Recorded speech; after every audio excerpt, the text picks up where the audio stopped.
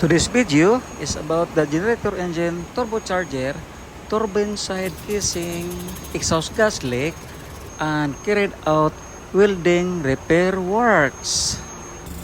Dismantle the turbocharger and remove the turbine side casing for the welding repair works.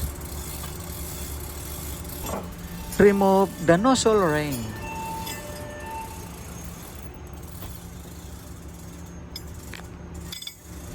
Remove the rupture ring. Heating up the leaking surface area for the welding repair works.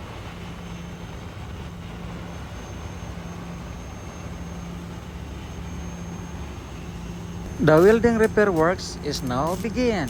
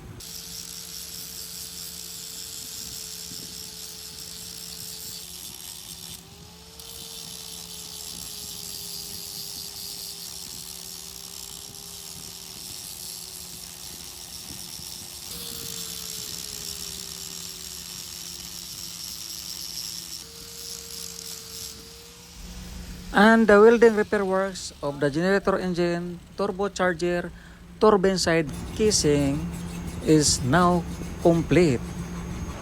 Check and clean the exhaust gas outlet manifold. Clean the gas outlet flange. Assemble the turbocharger turbine casing.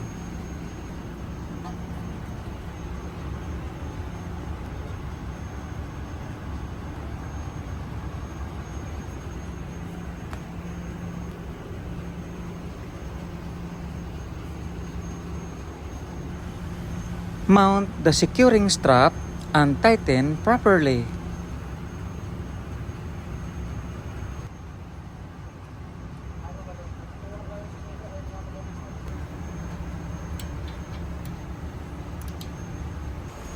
Assemble the turbocharger into the generator engine. Tighten the bolts on the turbocharger base. Tighten the exhaust manifold flange. Check the shaft and the rotation of the compressor well. Mount the turbocharger filter silencer. Test run the generator engine after the welding repair works of the turbocharger turbine side casing exhaust gas leak.